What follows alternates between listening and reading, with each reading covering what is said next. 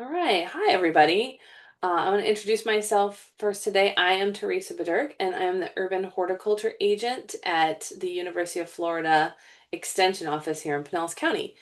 If you have not been over to visit us, our office is located inside the Florida Botanical Gardens in the Parks Admin Building over on Ulmerton Road. And we would love to see you and answer your plant questions. And at the end, I'm going to give you our email contact information for those plant questions going forward. But today's topic is storm resilient landscaping. And the picture you see on your screen, of course, is of a hurricane, but this information applies to any kind of, storm because all summer long we get some pretty intense thunderstorms, and the principles that we talk about today, will help keep your landscape looking well despite, whatever may come in the storm world. As a related note, though, today I think it's the University of Colorado does the hurricane predictions, which I do find ironic due to their location. But they came out with the early hurricane predictions and are calling for a slightly less than average season of hurricane activity. So that's promising. But for those of us who've been here in Florida a while, we know that it doesn't matter how many hurricanes we get because it only takes one to be a problem for any one particular area. So still got to keep our eye on that. Why does this matter? Hurricanes and other storms cause a lot of wind and water damage. This can be dangerous and it can also be really, really expensive. Um, for those of you that have homes and homeowners insurance, a lot of that, the house and your contents and things like that are well covered, but the landscape itself is not. So if your house gets flooded and all your plants die, the insurance company does not pay you to re-landscape. And so that is a consideration. Like, what can we do ahead of time to make sure that we don't have a complete new landscape to buy?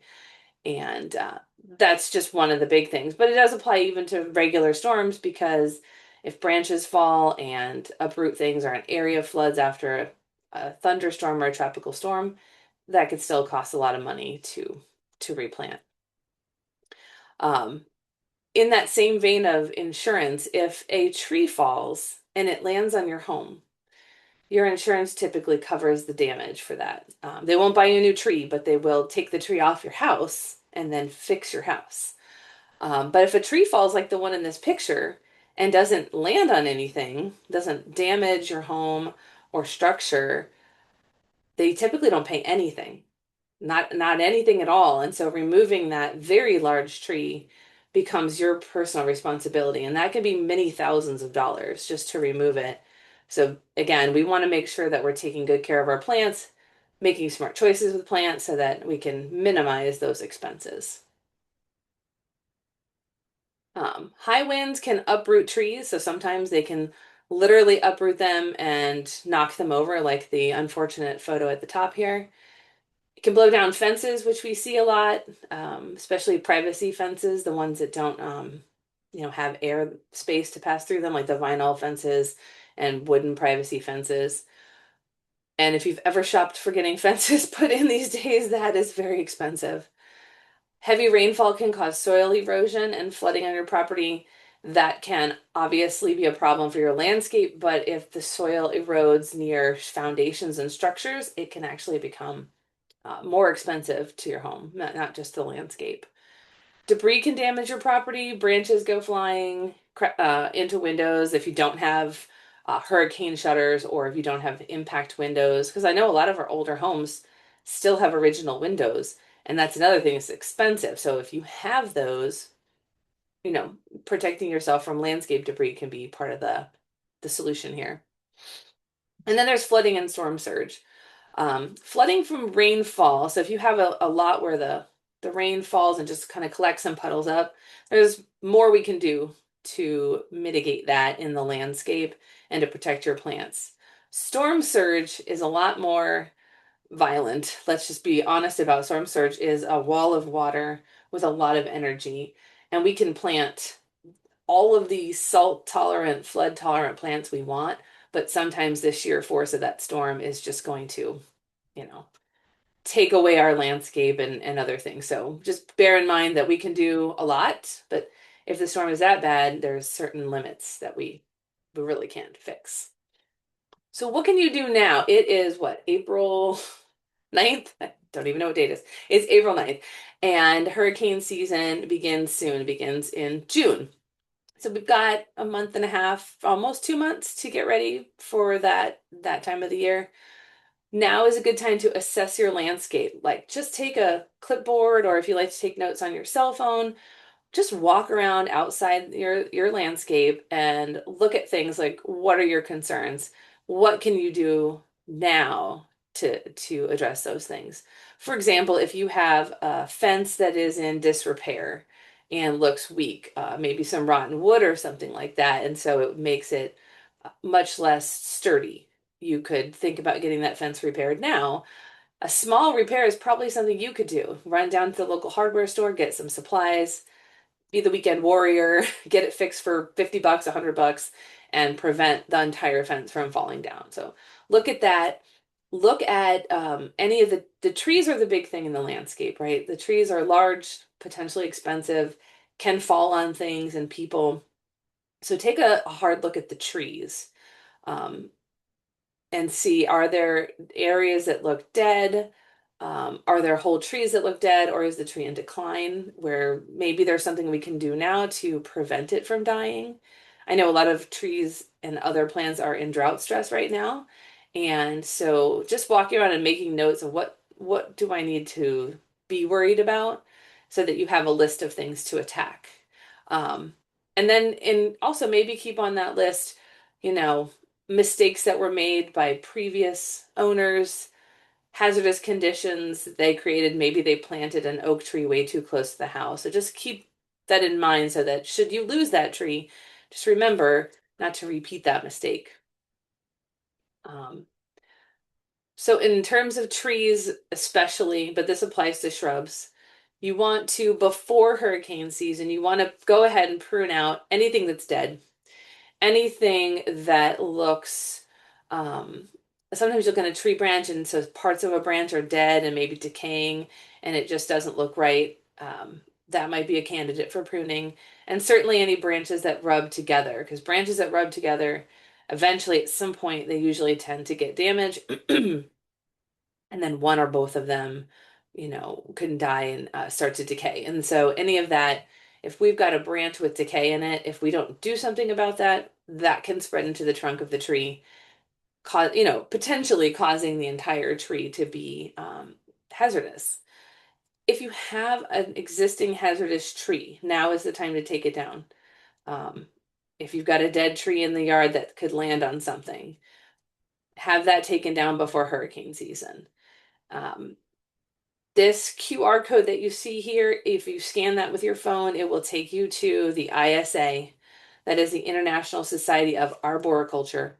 And they have a list of certified arborists. You can search by county, zip code, what have you. And if you need help doing this, if these are large tree branches, or if you're, not certain, then these are the folks you can hire.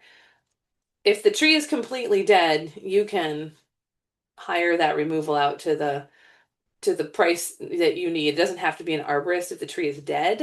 The more important thing there is that they have the proper insurance to protect you in case their workers get hurt or they drop something. But if your tree is still alive and you want to keep it that way, then make sure that you only hire a certified arborist to do any of this pruning and tree work. It's important to make proper cuts. One example of a proper pruning cut is on this slide, where when you have a slightly larger branch, you have to make multiple cuts in order to make sure you don't tear um, down the branch when you cut. So the first cut, you take out a few inches from that branch union. You can see that it looks like a scar where the tree branch comes together. You want to go a little out from that and make a little cut underneath. Then the second one, you go out a little further on the branch and cut a little on the top. It sounds really funny. And then you make that final cut just outside that swelling where the branch meets the tree. You don't want to cut flush against the tree, right where that little swelling is. And that way, when the branch falls, it won't rip the bark down. Now, this is not a pruning class, so I don't have time to get really deep into it, but I do have a lot of good resources and can support you. If you need more information on this at the end when you see the email, I can, direct you some more of this, and we even have some handouts where you can see these graphics. So if you have some smaller trees where you can manage this yourself, I can really hold your hand on that. I just wanted to give you guys an idea that, there's a right way to do this stuff and a wrong way, and it can really impact the long-term health of your tree. If we don't make proper cuts, you can actually contribute to the early decline of a tree. Um, so make sure that you do that if you can reach them yourself. If you cannot hire an arborist, for sure. Um, there is the possibility to thin the canopy to reduce wind resistance. So in these storms, heavy winds, of course, the tree leaves and branches catch the wind. So if they're too thick, it can be a problem, but an unskilled tree professional who's not an arborist can do more damage by doing this wrong. And so I just wanted to give you guys a quick, just a primer on how to accomplish thinning the canopy properly. So if you look at this graphic in the very center of the screen, you have the full looking tree. And I love how they have like both a tree with leaves at the top and then and below they show you the same tree but without the leaves so you can see their structure. I thought that was nice. But anyway, the center tree is that unpruned tree before you call out someone to do the work. What I see a lot of is the stuff to the left. So with the big red X over here, the stuff on the left is improperly thin trees. So what they'll do is they go in and they cut out all this stuff in the middle, and it looks, to some, it looks neat and like they really worked at it and like they earned their money. But what actually happens is that all of those little branches at the end with no foliage inside become sails. And so, from a physics standpoint, that actually makes all of the branches there more likely to break in a windstorm. So again, you really have to use an arborist to do this because I see a lot of this improper thinning work out there. We actually call this, we have a name for it called lion's tailing because you make these little long, skinny things with a poof at the end. Don't ever let anyone do that to your tree. Don't let them do it. What you want to see if you want to thin out the canopy to increase that airflow and reduce wind resistance is what you see on the right hand side of your screen. And it's not as dramatic. It doesn't look like they did as much work, but that's what it should look like. They should be going in and selectively removing smaller branches and mainly on the outside of the canopy so that there are gaps for the wind to move through, but we don't create these large sails. And so again, the one on the right is more what we should look like in the after. And I know it sounds a little counterintuitive, but when you hire a really good, a skilled tree person, after they finished, it should actually be kind of hard to tell that they were working on your tree. It feels weird writing a big fat check for that, but it's better for the health of the tree. Um, in the tree and shrub maintenance, as you're doing this work, pruning back the shrubs and the trees, I forgot to mention the other one that this is probably more important with the shrubs. A lot of us have plants, whether we did it ourselves or the previous owners did it, where the plants were planted too darn close to the house. So make sure before storm season that we're pruning those so they're not rubbing up against the house. Trees, shrubs, what have you. But as you're doing all this work and you're creating these lovely bags of landscape debris, make sure that you're disposing of that regularly, especially now through hurricane season. You do not want to create a massive debris pile and then, uh-oh, have hurricane coming up and then they have to stop sending out the garbage trucks because they're too big. Um, Make sure that as you're doing this landscape work that you're disposing of that regularly on the yard waste day in your neighborhood. If you're composting something, that's fine. If you have an official compost pile, but just be very careful that you're not piling up large amounts of debris. And then if you know a storm is imminent, like if they're talking about it heading towards us, you double check that pickup schedule and when they're coming. If there's a possibility that they're gonna, get missed, at that point, sometimes it's better not to prune and leave the stuff on the plant because otherwise, all that stuff in the street is going to go flying for sure. So just be mindful of that pickup schedule for landscape debris and other garbage, frankly, before a storm is coming. in before a storm, and again, you have to remember this for our some of our summer afternoon thunderstorms. This applies to as well. I've had things blow around. I saw someone's trampoline blown up into a tree from the storms we had last week. So last week, a week and a half ago. And so this is important. But when you know there's a storm coming, you want to make sure that you either anchor your patio furniture somehow or store it in a shed or a garage. Some people I've seen on where some people throw that into a swimming pool. You've got to be mindful of your pool finish, though. You don't want to throw a bunch of metal furniture into your pool and have it rust because you didn't get back in a timely fashion or scratch the pool. So it's usually better to find a better spot for that if you can. Um, think about all the little garden tools and toys and decor that you have all over the place. Given the intensity of summer thunderstorms and the frequency, if you have a lot of garden tchotchkes around and hanging and things like that, might not be a bad idea if it's a lot of work to just pack them up for the summer season and then bring them back out again after hurricane season is over. Think about your potted plants too. It's surprising how much stuff gets moved. Don't forget about your barbecue grills, your kayaks, bicycles, all the things that you store outside could become airborne in the event of a serious storm.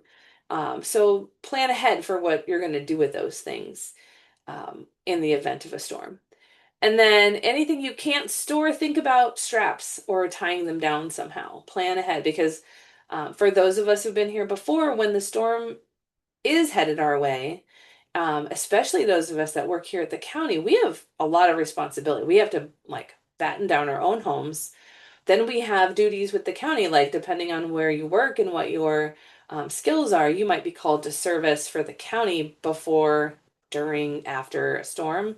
And you may not have time to run home and take 3 days to prepare your landscape. So do that now, at least mentally, and have a plan in place so that when it happens, you can zip around the landscape and not be thinking, what am I going to do? You already know. I'm just going to do what I know I have to do. Because that really is a terrible feeling to walk outside and go, uh-oh, where am I going to put all this stuff? Fences and structures important to, like I said before, repair or reinforce anything that's loose on your fence. Those are some of the easiest things to blow over. Trellises and garden structures, make sure those are secure.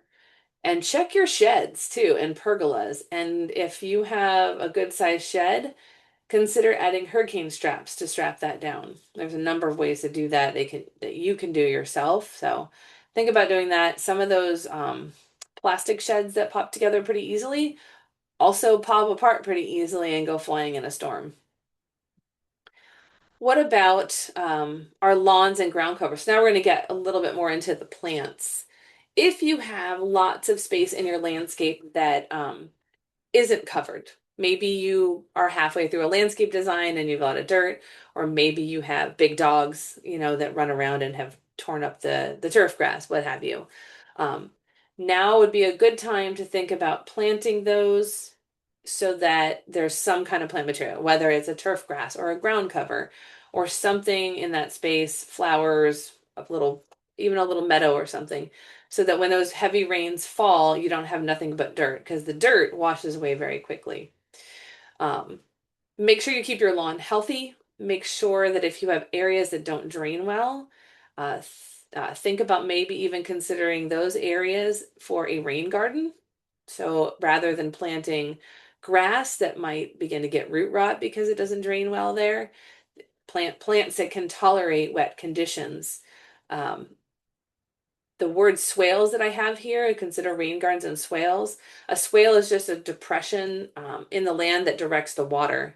So, for example, I've lived in a house before where the land sloped a little bit towards the house. It's not ideal, but it happens all the time. And so the idea of using swales is creating a low spot as a perimeter in the house and then directing that water around, either to the front or the back of the house, but away from the structure. And this is stuff you can do, as you're looking forward to the season. And the another big thing is to avoid using rocks or gravel as mulch. This has become very, very popular. I think people do it partially because it's trendy and looks neat at first. but also because they get tired of having to refresh mulch as it breaks down. It's good for that to happen because that helps to create healthier soil. But those rocks and gravel can actually get picked up in a really bad storm and go flying and become projectiles in the landscape and cause damage. So, in addition to that, rocks and gravel are not good for plants, which is a topic for a whole other class. But take my word for it, plants do not appreciate rock mulch unless you have a rock garden, but that's not ideal here in Florida. This is one of those conditions here where trying to keep a turf grass lawn might be challenging if this was just from rainfall, and they might want to consider different plant palette. Make sure before storm season too that you're clearing out gutters, drains, and downspouts so the water can move freely. That's what that stuff is there for. But it's been spring and all the oak trees dropped their leaves not that long ago, and then they dropped their male flowers full of pollen recently and are still doing it.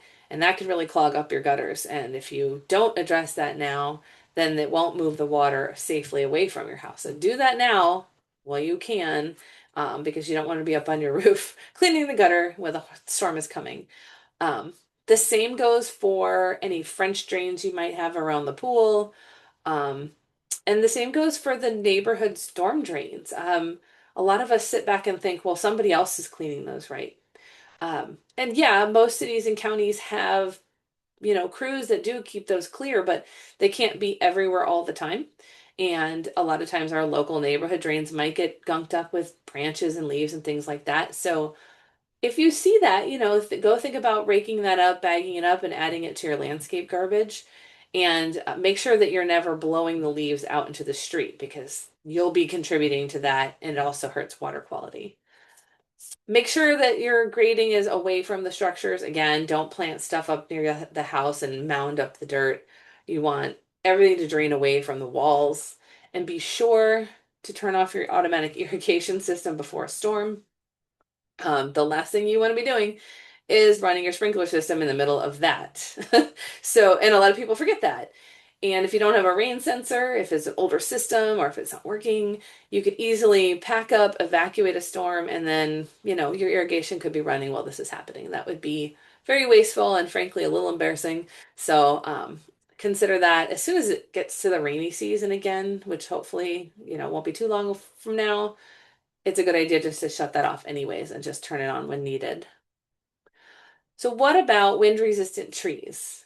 There are a lot of good choices. There's a short list here of some of the highest wind-resistant trees. So if you are in a position right now where you're looking at adding trees to the landscape and you're wondering what would be good choices that are more wind resistant, these are some really, really good options here. Our live oaks and our sand live oaks are on that list. They are among some of the toughest, most hurricane resistant trees when they're healthy and kept healthy. But a lot of people don't have room for another live oak in their landscape. So there's different sizes here. The Geiger tree, cocoa plum, which can be a shrub or a tree, and gumbo limbo are some popular choices that are very resistant. There's a lot of palms on this list. We've got the pindo palm and arekas are pretty good. The sable palm or the cabbage palm, which is our state tree, which is technically not a tree, but that's so Florida. That is very hurricane resistant and also will take, drought and flood and salt and wind and everything. So this is a short list. If you scan that QR code, that is pulled from a fact sheet that the University of Florida did. They researched all the different trees and their wind resistance. It's super cool. So scan it and save it because it also has a lot of common trees in our Florida landscapes, and it will tell you which ones are wind resistant. So you can look and see, and most of the trees that you have planted will probably be in there, and you can see where your trees are rated on that scale, so you can see where you might have, potential issues or challenges with wind. Um, the rest of the landscape is going to be affected by water mostly. So the shrubs and the lower things, it's more about the water than the wind. Um, unless tree lands on it. But you need to be looking for, what are your site conditions? So if you live there through Helene and Milton, by now, unfortunately, you know your flood potential. You know if you're in a landscape where you get saltwater surge or flooding. Sometimes it backs up through storm drains and you end up with salt water in your yard. Or if you're in an area potentially where the freshwater rain just doesn't drain fast enough, and so you get freshwater flooding. If you've been here a while, you know that. If you are new in a neighborhood, it would behoove you to ask the neighbors, what kind of flood experiences they had. Look to see if there are, if you're at a high elevation, look to see if there are ponds or lakes or creeks nearby that might fill up and back up with fresh water into your landscape. Because that will help determine which plants you pick. Yes, does it tolerate a flood, but which kind of flood? Saltwater or freshwater? Maybe a little bit of both. And then whether or not your soil is well drained. For example, this photo on the right, that scenario can happen any day in July with a heavy rain. The bigger question is, does it sit there for 3 days or is that gone within an hour? That's how you know if your soil is well drained. If that's gone in an hour, you have sandy, well drained soil. If that sits there like that for a day or two, you don't have a well drained soil. So, knowing those conditions can help you pick better plants going forward that will survive that. And that's what that QR code will take you to. Florida Friendly Landscaping has an app where you can select plants. They have a filter so you can select based on your county. Um, do you want it to flower? Do you want it to attract pollinators or birds? And also, is it flood tolerant? And will it take the salt? And you can give it, the parameters of your location and it'll spit out a plant list. It's not going to be comprehensive, but it's pretty good. It has a lot of plants on it. So that can get you started on what you need to plant to go forward so that hopefully when these crazy storms happen, you'll still have most of your landscape will be there. Um, this picture is obviously after a pretty serious storm surge. This was after Hurricane Ike in Texas. Just bear in mind that when we have a storm surge, this is what you can see afterwards if you're near enough. I don't know if you can see many plants in this picture. Ironically, at the top left, or just kind of to the right of the title of the slide there, I see a few palms. I'd put good money on those being sable palms because they grow in Texas too. They made it. Not much else made it. Foundations of homes didn't make it. So bear in mind that if you really are on the front lines and waterfront, there may be nothing that you can do. But if you're somewhat removed from there, it's best to pick salt and flood tolerant species. And frankly, even if you live on the water, we get very high tides now, as you would know better than anyone, and you can have saltwater inundation on a full moon high tide scenario. And that's something that you would need to plan for being regular and becoming even more regular as the sea level rises. All right, what about our edible gardens? How are we doing on time here? Okay, we're doing okay. A lot of us like to grow veggies at home or herbs or fruit trees. And, how do we plan for that in terms of storm damage? Um, Generally speaking, if you live somewhere near the water, wind is going to be a everyday constant. You're going to have a very windy situation, and a lot of times that wind will carry salt with it. And most of our herbs and vegetables do not tolerate airborne salt either. So if you're waterfront, protecting your garden from the wind is going to be the first thing to do. If you experience flooding in a garden, to avoid that, first of all, if you have an option on your property to plant in a higher elevation location, that would be very helpful. That will help avoid a lot of future heartache. Um, Consider raised beds and consider even using planting in containers like self-watering, irrigating planters like you've heard of earth boxes before. That's just one example. And even something on wheels so that before a storm comes, you can wheel those to a higher elevation. I know it sounds silly, but it's really very convenient to be able to move your vegetable plants. If you do get flooded in the vegetable garden, um, because we don't know what's in the floodwaters, I can't guarantee the food safety of your garden anymore. You guys know there's sewage and chemicals from the neighbor's garage got flooded and all sorts of things. So I had a lot of calls after the last storm. I could never tell somebody that their edible gardens were safe after that. And so just bear that in mind that you may need to abandon that. And how long before that stuff just washed through the soil? It depends on what it was, you know. Sewage, probably within months, but the pharmaceuticals that might have been in it, couldn't say. So just, bear that in mind going forward. And if you live in a flood-prone area with a vegetable garden, that you might want to put it in containers you can move. After the storm, when you're going back out there, obviously you got to check for downed power lines. That's like first thing. Look up, are there tree branches dangling over me? Are there any hazards? Don't go any place that's dangerous. You call and report those things first. Once you know it's safe, now the next thing is you want to assess your trees first. That means walking around, usually the outside. Don't walk under the middle and look up. Walk around the outside first. Look for hanging branches. In the business, we call these widow makers, and some of these branches, if they fall loose, days later, can really, really hurt you.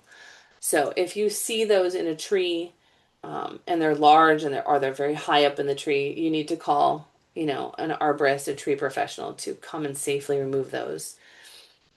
The rest of the small stuff, if you've got some smaller trees that maybe blew over, young small trees can actually be uprated, after a storm. So we had a lot of tilting trees after hurricanes, the last several hurricanes. And if they're smaller, like less than 4 inches around, before they get tipped over, oftentimes we can rate those and strap them and get them back upright, as long as their roots weren't too damaged. Be aware when you're going in the landscape of displaced wildlife too. They just rode out this storm and everything's cattywampus and they're looking for food and shelter and their shelters were disturbed. So there's going to be more wildlife present, things like snakes that could be venomous. And so you just need to be like really aware of your surroundings right after a storm. And then of course, when it's time to replant, use those resources that I've given you and that you can ask us for. Again, I'll give you some more information about that to replant with more storm resistant species. A lot of your plants are going to look like crap after a storm, and the biggest thing that we prescribe around here is patience. Some of these plants are going to look really terrible, but a lot of them are going to recover. The picture that you see here is a picture of a tree after a hurricane, and it's basically wind burn. And it's a combination of just really high wind speeds and salt in the air. And so the foliage on this tree got burned, but the tree is okay. They're going to turn brown. Those leaves are probably going to fall off, most of them, but it'll leaf back out again. So we need to give plants time to recover. And I know that was a huge challenge for folks after the last round of storms. They were all quick to say, well, I have to go remove these trees. And a lot of them really came back if you were patient, and that can save you a ton of money. So be tolerant, be patient. If you were flooded, like the landscape you see here with storm surge and debris, after the flood is passed and it's safe to do so, you need to get out there and remove all that debris. Because, like for this example, they had St. Augustine underneath all that debris. If they left it there, all that turf grass would die. So you need to remove that and try to get it back to the original soil level as close as you can. And they have to do it carefully because they don't want to rip up the plants underneath. St. Augustine is very flood and salt tolerant. So you remove the debris carefully and that grass should bounce back. If you were flooded with salt water, it is smart to irrigate or flush out the salt with fresh water, but you have to wait until that soil can drain. So if the soil is still saturated and wet, like I would guess at the moment that photo was taken, that was still full of water. And if I put fresh water on top, now I'm just waterlogging things more. Once it's fully drained and it's draining again, flushing that out, like run the irrigation and flush it with fresh water, will actually begin to wash some of the salt through the soil. So that's one thing we can do after a saltwater flood in the landscapes. But we do have to wait until the water can drain again. So what else do you have at your disposal? Well, you have us. So we are here Monday through Friday. Our office is open 8 to 5, but the help desk is 9 to 4 if you're going to bring in, if you're going to come visit us in person. But you can email us and call us anytime. You can lean on ISA certified arborists because they have a lot of training in this area. And of course, always follow FEMA, state, and our county emergency guidelines and directives. Those are very helpful and resourceful. And the biggest thing is to follow up with us. And so, we're here to educate folks on what to plant, how to get the plants to recover.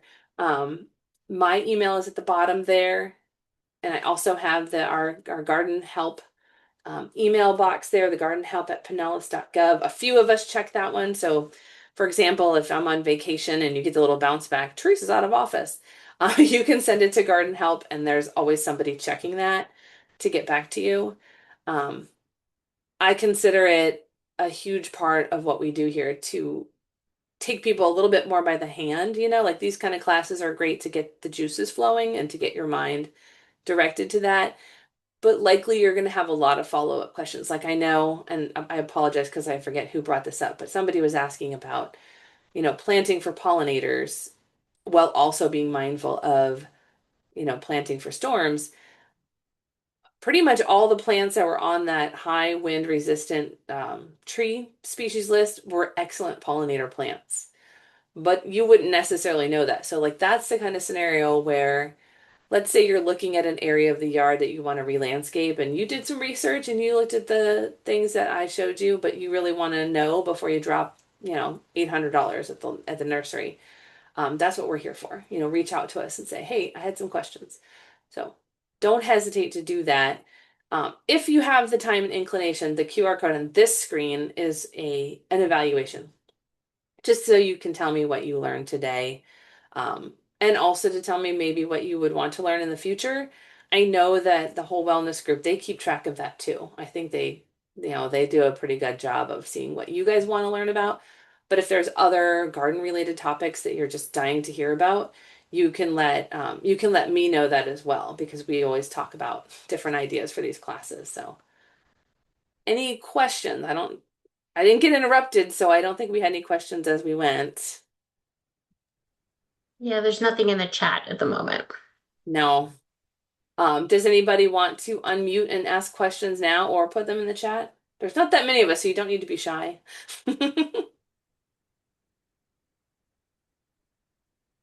No questions. Okay.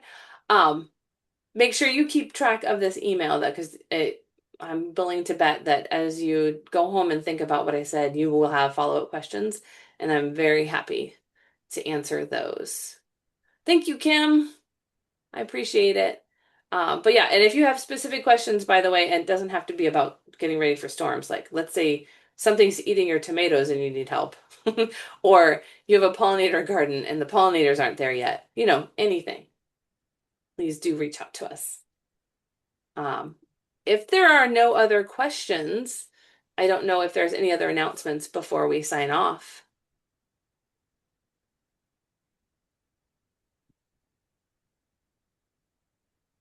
I don't Doesn't think look so. like it. No, Teresa, okay. hang on. Oh yeah, Kim, that's right. You have sent me a picture of your pollinator. So Kim, who's on the call, took a pollinator class and planted a pollinator garden. She's been sending me pictures and she did a fabulous job. Wonderful job. And Thank you. I love to see that feedback too, by the way, because not a lot of people do that. So if you ever take our advice here at Extension and, create a beautiful garden, we do love to hear back. It doesn't always have to be like, oh, I'm having a problem. Sometimes we just like to hear, hey, we learned this and we did it and it's awesome. So we'd love to have that shared back. Thank you both. Thank you all. Appreciate that, Cindy and Kim. Um, and I think with that, I think we can conclude the presentation. I don't know if there's anything else that you wanted to share, but I'll let you wrap it up. Oh, thank you so much, Teresa. Always great, great information, and we really appreciate your time.